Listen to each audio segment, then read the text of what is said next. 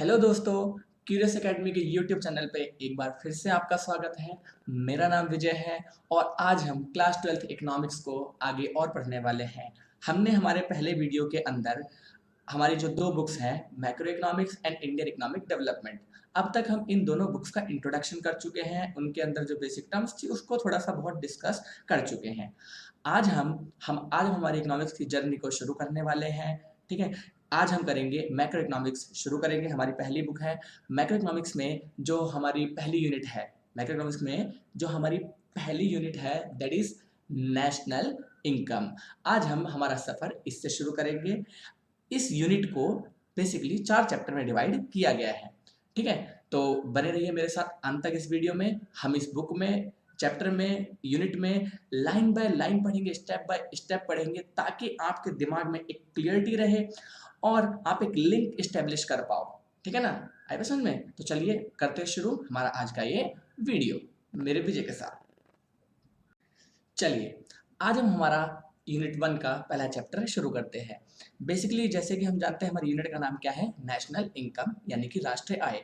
पहले इसके बारे में थोड़ा सा जान लेते हैं। नेशनल इनकम को हम आसान शब्दों में समझ के चलते हैं। नेशनल इनकम का बेसिक मतलब होता है हमारे देश की जो टोटल इनकम है, हमारे देश में जो इनकम कमाई जाती है, जो हमने हमारे देश से प्लस हमारे देश के लोगों ने विदेश से जो आय या इनकम कमाई है, वो होती है नेशनल इनकम। वो इनकम जो हमारे देश में कमाई गई है प्लस हमारे देश के लोगों ने जो विदेश से कमाई है, कंट्री की इनकम प्लस फॉरेन से आने वाली इनकम, ये हमारे देश को जो इनकम बिलोंग करती है वो होती है हमारी टोटल नेशनल इनकम। ठीक है, तो हम अब अपना चैप्टर शुरू करते हैं। हमारे इस यूनिट 1 के जो फर्स्ट चैप्टर है उसका नाम क्या है, सर्कुलर फ्लो ऑफ इनकम यानी कि आय का चक्रीय प्रवाह।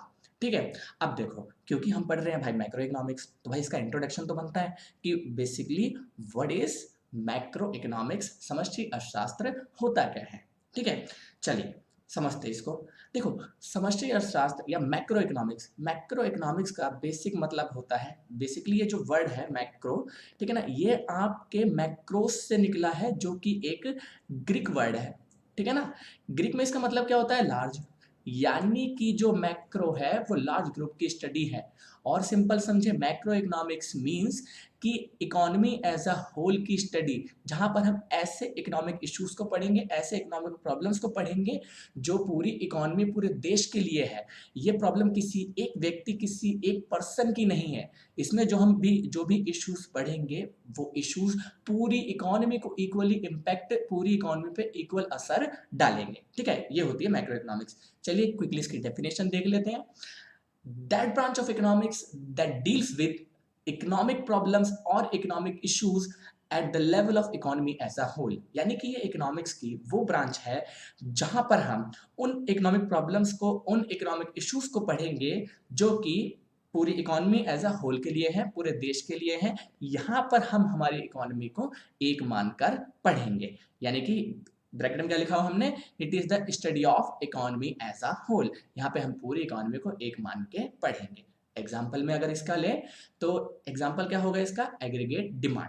एग्रीगेट डिमांड मीन्स हमने 11वीं में जो पढ़ा है that is demand, market demand वो एक प्रोडक्ट की डिमांड थी। एग्रीगेट डिमांड क्या है, हमारी कंट्री में सारे प्रोडक्ट की सारे लोगों द्वारा डिमांड, ये होती है एग्रीगेट डिमांड। उस तरह एग्रीगेट सप्लाई क्या है, सप्लाई होती है जो हमने 11वीं में पढ़ा, मार्केट सप्लाई यानी कि एक प्रोडक्ट की सप्लाई।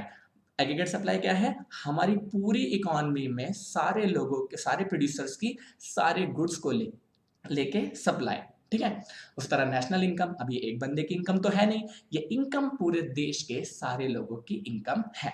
ठीक है ना, वैसे इसलिए नेशनल इनकम भी मैक्रो इकोनॉमिक्स का पार्ट है। ये थे हमारे कुछ एग्जाम्पल। ठीक है, अब हम बढ़ते हैं हमारे इस चैप्टर के पहले टॉपिक का नाम, जो कि हमारे चैप्टर का नाम भी है, that is circular flow of income, आय का चक्रीय प्रवाह। अब देखिए, आय का चक्रीय प्रवाह का बेसिक मतलब क्या होता है। देखिए नाम से ही पता लग रहा है, इकोनॉमिक्स में एक बात ध्यान रखना कि आपको किसी भी कंसेप्ट की आधी कहानी आपको उस टॉपिक का नाम पढ़ के समझ में आ जाएगी। जैसे इसका नाम है सर्कुलर फ्लो ऑफ इनकम, क्योंकि हमें पढ़ना नेशनल इनकम, तो उससे पहले ये टॉपिक को पढ़ना जरूरी है। ये टॉपिक ये बताएगा कि हमारी इकोनॉमी के अंदर इनकम, आय कैसे जनरेट होती है, उसके बाद वो कैसे बढ़ती है, बढ़ने के बाद वो कैसे खर्च होती है, खर्च होने के बाद फिर से कैसे वो प्रोडक्शन होता है, प्रोडक्शन से फिर इनकम आती है। ये सर्कल यानी कि हमारी जो इनकम है वो एक हाथ में टिकी नहीं रहती, वो एक हाथ से दूसरे हाथ में जाती है, वो भी एक सर्कुलर मैनर में, ठीक है ना, चक्रीय रूप में जाती है। कैसे जाती है इसको आगे हम डिटेल में समझेंगे। अभी के लिए इसकी पहले बेसिक डेफिनेशन देख लेते हैं। That is flow of income across different sector of the economy. हमारे इकोनॉमी के अंदर जो भी सेक्टर्स हैं जिनके अंदर भी इनकम प्रोड्यूस होती है, उनके अंदर ये इनकम फ्लो कैसे हो रही है, यानी कि एक सेक्टर से दूसरे सेक्टर में इनकम जा कैसे रही है, that is circular flow of income.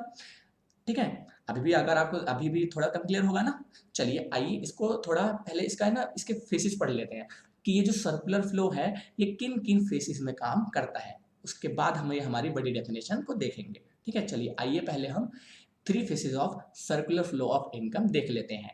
इस टॉपिक में हम ये देखेंगे कि हमारी ये जो सर्कुलर फ्लो ऑफ इनकम है ना, ये काम कैसे करता है बेसिकली। ठीक है, देखो काम कैसे करता है।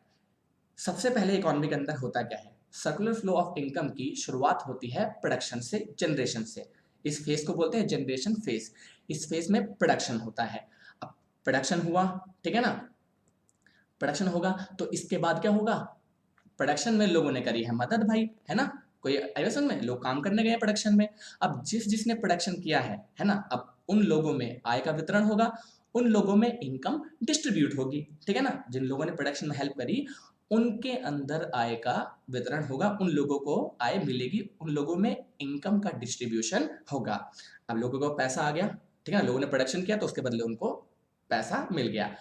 अब लोग क्या करेंगे भाई, लोग इस पैसे को एक्सपेंडिचर करेंगे, व्यय करेंगे, खर्चा करेंगे। जो भी इन्होंने इनकम कमाई उस इनकम को वो क्या करेंगे, एक्सपेंडिचर में कन्वर्ट करेंगे, मार्केट में जाके अपनी मूलभूत आवश्यकताओं के लिए, अपनी नेसेसिटीज के लिए, सर्वाइवल के लिए गुड्स एंड सर्विस पे पैसा खर्च करेंगे। पैसा खर्च करेंगे, अब पैसा खत्म, क्या होगा, फिर से लोग जाएंगे प्रोडक्शन करने, उत्पादन करने जाएंगे, उत्पादन से फिर आय आएगी, आय लोगों में, फिर आय लोगों में बटे, ठीक है ना, आय आएगी, फिर आय लोगों में बटेगी, ठीक है ना, आय बटने के बाद वो फिर से क्या कहते हैं, उसका खर्चा होगा, खर्चे के बाद लोग फिर से उत्पादन करने जाएंगे। ये साइकिल यूं ही चलती रहेगी। ठीक है ना, अब ये साइकिल यूं ही चलेगी, ये तो मैंने आपको जनरल बता दिया। अब ये एक हाथ से दूसरे हाथ में जाती कैसे है ना, हमने जनरल तो समझ लिया, अब ये समझना जरूरी है ना कि एक बंदे के हाथ से दूसरे बंदे के हाथ में क्या सर्कुलर वे में फ्लो कैसे होता है। अब उसके लिए पहले देखना पड़ेगा कि इकोनॉमी के अंदर इनकम जो है वो किन किन लोगों के हाथों से होके गुजरती है। तो इसलिए मैं, ठीक है ना, हमें क्या देखना है कि इकोनॉमी के अंदर बेसिकली मैक्रो इकोनॉमिक्स में जो इनकम है वो किन किन हाथों से होके गुजरती है, कौन कौन लोग इस सर्कुलर फ्लो में मैक्रो इकोनॉमिक्स में हमारी हेल्प करेंगे। इसके लिए हमारे मैक्रो इकोनॉमिक्स के अंदर बेसिकली 4 मेजर सेक्टर होते हैं। कौन कौन होते हैं आइए देखते हैं। पहला आपका परिवार, हाउस होल्ड, यानी कि आप और हम लोग, ठीक है ना, हम लोग फैमिलीज में आते हैं भाई। दूसरा फर्म, जो हमारी इकोनॉमी के अंदर प्रोडक्शन करते हैं, ठीक है ना, उत्पादन करते हैं। तीसरी सरकार, गवर्नमेंट आपके स्कूल कॉलेज चलाती है, मिड डे मील के लिए आपको खाना बनाती है, बहुत सारी कंपनियां चलाती हैं, ठीक है ना, तो सरकार भी आय अर्जित करने में हेल्प करती है, इनकम जनरेट करने में हेल्प करती है। चौथा इसमें है फॉरेनर, एक्सपोर्ट इंपोर्ट के थ्रू, है ना, एक्सपोर्ट में हम सामान विदेश को बेचते हैं, इंपोर्ट में हम विदेश से सामान खरीदते हैं। तो हमारी इकोनॉमी के अंदर कंट्रीब्यूशन बेसिकली इन 4 लोगों का होता है। तो हमें देखना यह है कि इन चारों लोगों में इस इनकम का सर्कुलेशन कैसे होता है, एक हाथ से दूसरे हाथ में पैसा कैसे जाता है। ठीक है, ये 4 सेक्टर हैं। लेकिन लेकिन यहाँ पे ध्यान देने वाली बात ये है, हमें सिर्फ 2 सेक्टर की स्टडी करनी है। हमारे सिलेबस के अंदर ये चारों सेक्टर नहीं है। हमारे सिलेबस के अंदर सिर्फ 2 ही सेक्टर है भाई। 2 सेक्टर कौन से हैं, पहला आपका परिवार यानी कि हाउस होल्ड और दूसरा फर्म। ठीक है ना, हम बस ये मान के चलेंगे आगे के चैप्टर में कि हमारे इकोनॉमी के अंदर सिर्फ 2 ही लोग हैं। ठीक है ना, हमारे इकोनॉमी के अंदर 2 ही लोग हैं। तो अब हमें देखना है कि इन 2 लोगों की वजह से सर्कुलर फ्लो कैसे काम करता है। क्लियर है, अब देखेंगे कि इन 2 लोगों की वजह से इकोनॉमी के अंदर सर्कुलर फ्लो कैसे काम करता है। चलिए देखते हैं कौन कौन हमारे पास 2 लोग हैं। ठीक है ना, सर्कुलर फ्लो का बेसिक मतलब समझ गए ना। यहाँ पे हमें समझना ये है कि अब 2 ही लोग हैं हमारे पास। 2 कौन, एक हाउस होल्ड और दूसरा फर्म। इकोनॉमी में यही 2 लोग हैं। आपका जो हाउस होल्ड है, हाउस होल्ड का काम क्या है, हाउस होल्ड यानी कि हम और आप लोग, हमको चाहिए पैसा अपना घर चलाने के लिए, फर्म को चाहिए मजदूर काम करने के लिए। ठीक है ना, तो देखो सर्कुलर फ्लो कैसे होएगा शुरू। इकोनॉमी की शुरुआत ही कहाँ से होती है, हमने पीछे देखा ना, हमने पीछे देखा कि इकोनॉमी की शुरुआत ही प्रोडक्शन से होती है। ठीक है, अब प्रोडक्शन कौन करता है, प्रोडक्शन करती है फर्म। फर्म प्रोडक्शन करेगी तो हाउस होल्ड को बुलाएगी। ठीक है ना, हाउस होल्ड को बुलाएगी, भाई क्या क्या किस लिए बुलाएगी हाउस होल्ड को, हाउस होल्ड को बोलेगी भाई आप आके हमें फैक्टर सर्विस दो। अभी फैक्टर सर्विस क्या होती है भाई, प्रोडक्शन में जो हेल्प की जाती है उसे हम फैक्टर सर्विस कहते हैं। अब ये हाउस होल्ड फैक्टर सर्विस कैसे देगा भाई, किसी हाउस होल्ड के पास लैंड होएगी। ठीक है, किसी के पास लैंड होएगी तो अपनी ज़मीन दे देगा किराए पे फर्म को। किसी के कोई काम करने पहुंच जाएगा एज ए लेबर, श्रमिक के रूप में, कोई अपना श्रम देगा, लेबर देगा, फर्म के पास काम करने पहुंच जाएगा। कोई अपना पैसा दे देगा, कैपिटल बेसिकली क्या होता है, बिजनेस में लगने वाला पैसा, उसको हम कैपिटल बोलते हैं। तो कोई बंदा, कोई हाउस होल्ड जैसे अंबानी अडानी, ये क्या करेंगे, ये जाके इन्वेस्टमेंट करेंगे फर्म को पैक। ठीक है ना, सॉरी ये बैंकिंग सेक्टर, कैपिटल कौन प्रोवाइड करवाता है, बैंकिंग सेक्टर। तो अब बैंक पैसा दे देंगे फर्म को कि भाई करो उत्पादन, हम आपको पैसा दे रहे हैं। अब एंटरप्रेन्योर, अब कोई बिजनेसमैन आएगा जो कि मजदूर को जो कि जमीन किराए पे लेगा, मजदूर को काम पे रखेगा, पैसा उधार लेगा और उसके बाद बिजनेस करेगा। तो जो बिजनेस करता है उस बिजनेसमैन को हम एंटरप्रेन्योर कहते हैं। ठीक है ना, तो ये सारे लोग हाउस होल्ड से ही आते हैं। ठीक है ना, जो आके फर्म के अंदर काम करते हैं और फिर होता है प्रोडक्शन। अब इन लोगों ने फैक्टर सर्विस दी है तो इसके बदले फर्म क्या देगा, फैक्टर पेमेंट। ठीक है ना, तो फैक्टर सर्विस के बदले जो पैसा दिया जाता है, फैक्टर सर्विस के बदले जो पैसा दिया जाता है उसे हम फैक्टर पेमेंट कहते हैं। जैसे कि जिसने अपनी लैंड दी उसको उसका रेंट मिलेगा, जिसने अपना लेबर दिया उसको वेजेस मिलेगा और साथ में सैलरी भी। ठीक है, सैलरी लिखना भूल गया यहाँ पर, सैलरीज भी। ठीक है ना, वेजेस मिलता है आपके अनस्किल्ड बंदे को, जो जिस कोई दिमाग वाला काम नहीं कर रहा, काम दिमाग वाला बंदा स्किल वाला काम कर रहा है उसको हम सैलरी देते हैं। ठीक है, तो लेबर वाले को सैलरी वेजेस मिल जाएगा, कैपिटल जिसने पैसा प्रोवाइड करवाया है, पैसे का किराया क्या होता है, इंटरेस्ट, उसको इंटरेस्ट मिल जाएगा। एंटरप्रेन्योर बिजनेसमैन को क्या मिलता है, प्रॉफिट। ठीक है, आई समझ में। तो हुआ क्या, इन लोगों ने फैक्टर सर्विस दी, फर्म ने क्या किया, फर्म ने उसके बदले फैक्टर पेमेंट पहुंचा दी। ठीक है, अब पैसा आ गया इनके पास, पैसा आ गया तो क्या करेंगे, खर्च करेंगे।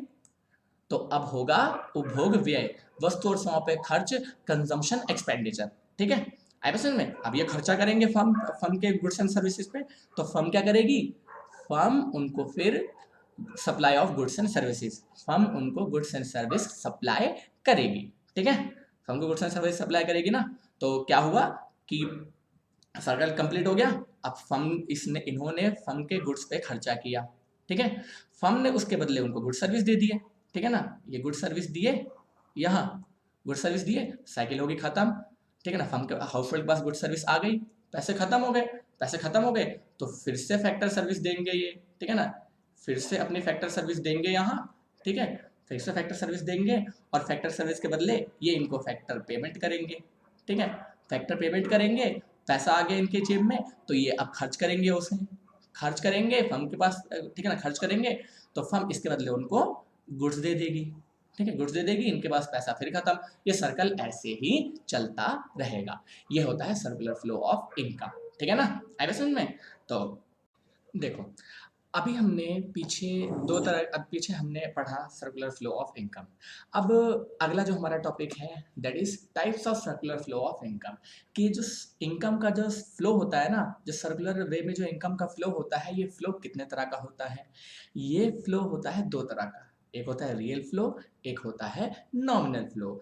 ठीक है, रियल फ्लो और नॉमिनल फ्लो। रियल फ्लो क्या होता है, ठीक है ना, रियल फ्लो मतलब वो फ्लो जिसमें there is flow of goods and services between firm and household. यानी कि रियल फ्लो ऐसा फ्लो, एक इसको आप बार्टर एक्सचेंज बोल सकते हो, जिसमें गुड्स के बदले गुड्स दिए जाएंगे। आप किसी के लिए काम करोगे, यानी कि आप अपनी फैक्टर सर्विस किसी फर्म को दोगे, तो फर्म उसके बदले आपको पैसा नहीं देगा, आप फर्म को सर्विस दोगे, फर्म उसके बदले आपको गुड्स दे देगा। ठीक है ना, जहाँ पर गुड्स के बदले सर्विस, सर्विस के बदले गुड्स, यहाँ पर जहाँ पर ट्रेड गुड्स सर्विस का हो उसे हम रियल फ्लो बोलते हैं। ठीक है, और वहीं हमारा जो मनी फ्लो है वो क्या होता है, इसको मौद्रिक प्रवाह बोलते हैं, हिंदी में लिखना भूल गया। ठीक है, मनी फ्लो, मौद्रिक प्रवाह।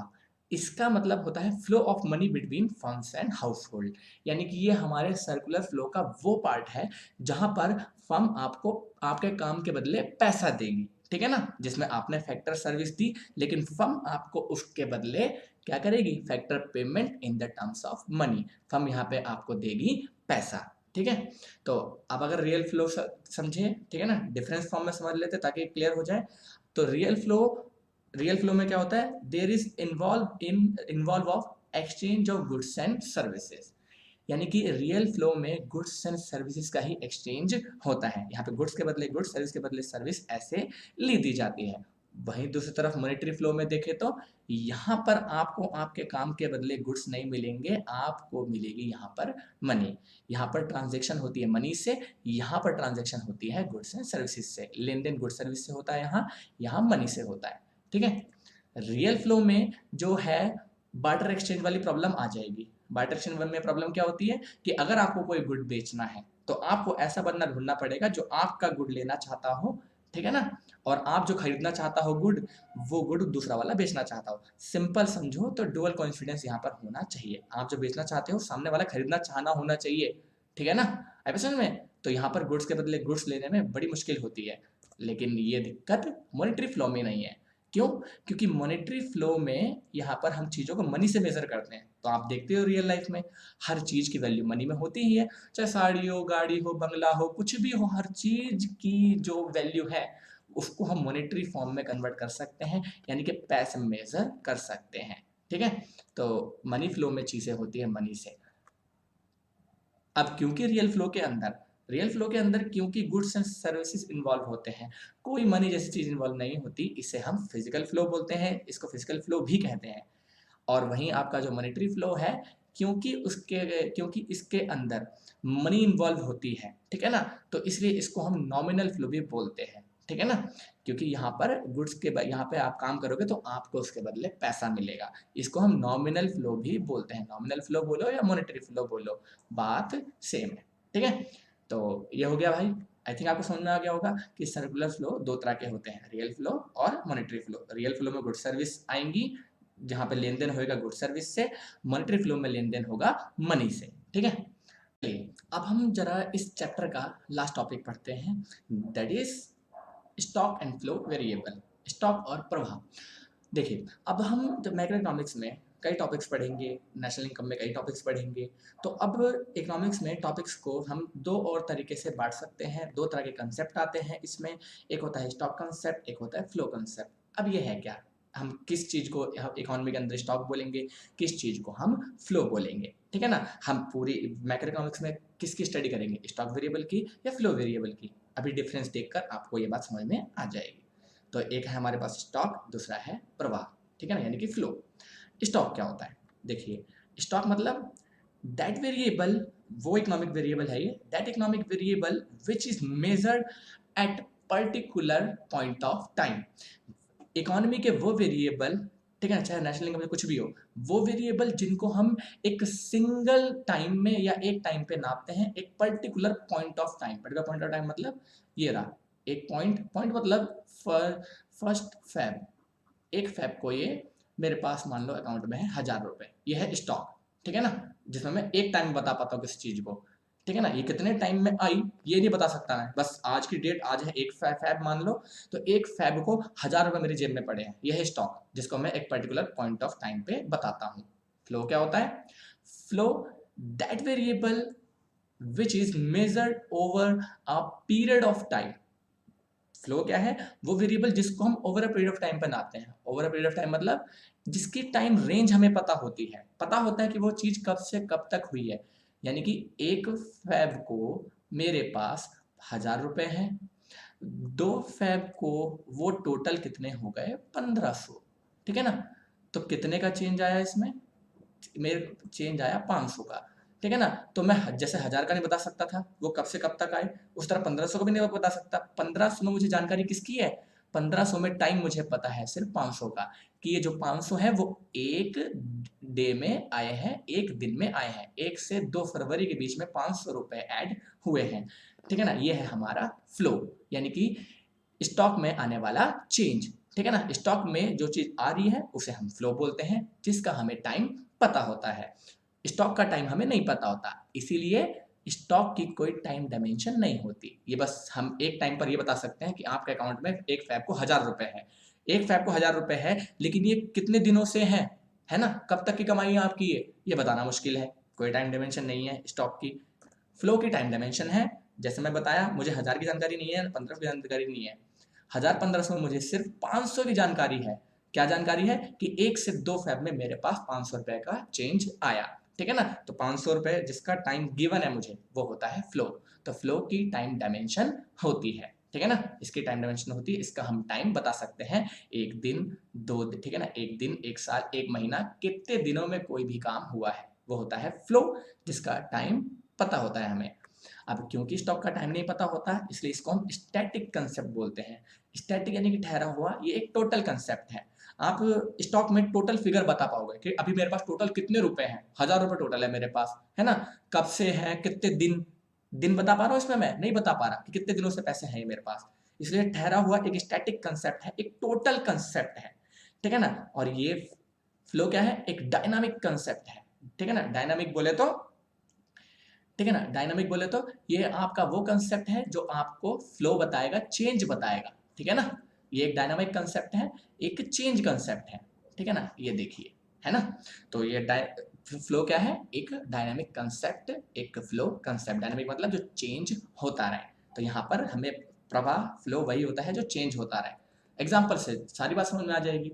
स्टॉक क्या है, नेशनल वेल्थ। नेशनल वेल्थ बोले तो जैसे हमारी पर्सनल वेल्थ होती है ना, हमारी खुद की संपत्ति होती है। मान लो किसी बंदे के पास संपत्ति 10 करोड़ की है, तो ये बताना बड़ा मुश्किल है ना कि ये संपत्ति कितने दिनों की है, क्या पता उसके पूर्वजों की भी हो, ठीक है ना, कितने दिनों की संपत्ति है, एक टाइम पे ये बताना मुश्किल होता है। बस आप इतना बता सकते हो कि आज की डेट में एक पॉइंट पे आपके पास कितना संपत्ति है।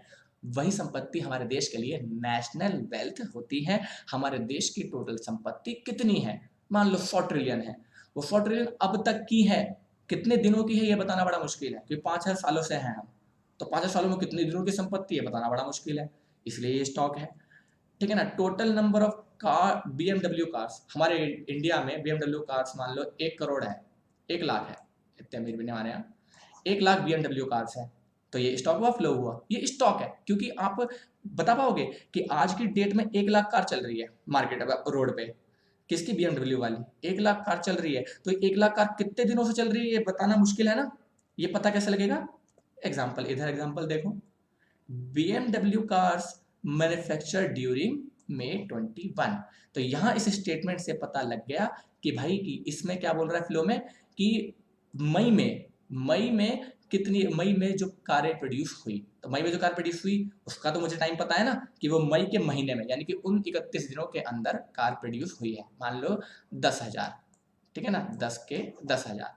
तो फ्लो क्या है, जिसका टाइम गिवन है, जैसे कि BMW कार्स मई 2021 में कितनी बनी, मई उसका टाइम दिया हुआ है, इसलिए ये फ्लो है।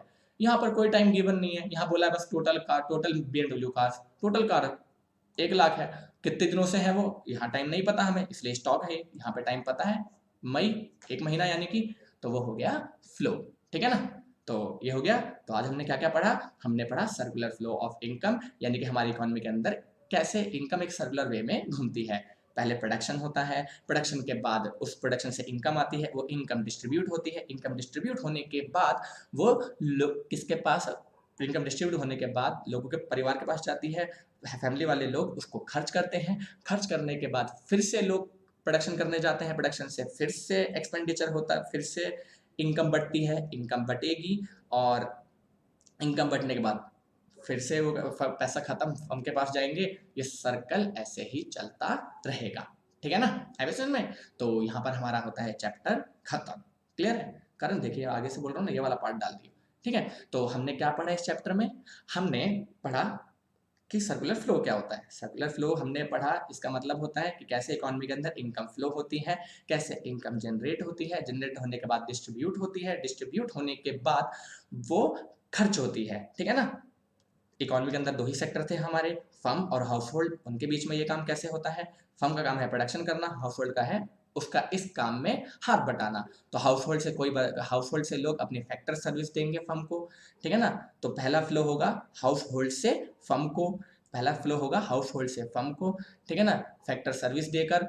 फिर फर्म देगी फैक्टर पेमेंट, ठीक है ना। फैक्टर पेमेंट के थ्रू फर्म से हाउस होल्ड को पैसा जाएगा, हाउस होल्ड का पैसा आने के बाद हाउस होल्ड कंजम्पशन एक्सपेंडिचर करेगा फर्म को, और फर्म फिर उसके खर्चे के बदले उनको देगी गुड्स। तो ये हमारा सर्कुलर फ्लो ऑफ इनकम। उसके बाद हमने बाकी आपने देखा ही आगे, रियल फ्लो पढ़ा, नॉमिनल फ्लो पढ़ा। रियल फ्लो हमारे सर्कुलर फ्लो का वो वाला पार्ट जिसमें ट्रांजैक्शन गुड्स से हो रही है, गुड्स के बदले गुड्स जा रहा है, गुड्स के बदले सर्विस जा रही है। मनी फ्लो कौन सा, जहां पर डिस्ट्रीब्यूशन इनकम का गुड्स से नहीं हो रहा, इनकम का डिस्ट्रीब्यूशन मनी फॉर्म में हो रहा है ना, नोटों के रूप में हो रहा है, वो होता है मनी फ्लो। फिर हमने पढ़े अब ये लास्ट में दो कंसेप्ट, स्टॉक और फ्लो। स्टॉक जिसका टाइम ना पता हो, फ्लो जिसका टाइम पता हो, ठीक है ना, समझ में। चलो ठीक है, तो अगर ये वीडियो पसंद आया हो तो वीडियो को लाइक करें, हमारे यूट्यूब के क्यूरियस एकेडमी चैनल को सब्सक्राइब करें, ठीक है, और बेल आइकन को दबाना ना भूलें। हम ऐसे अपने कमिटमेंट पे बने रहेंगे और आपको आने वाले टाइम में रेगुलर बेसिस पे वीडियोस देते रहेंगे। Thank you.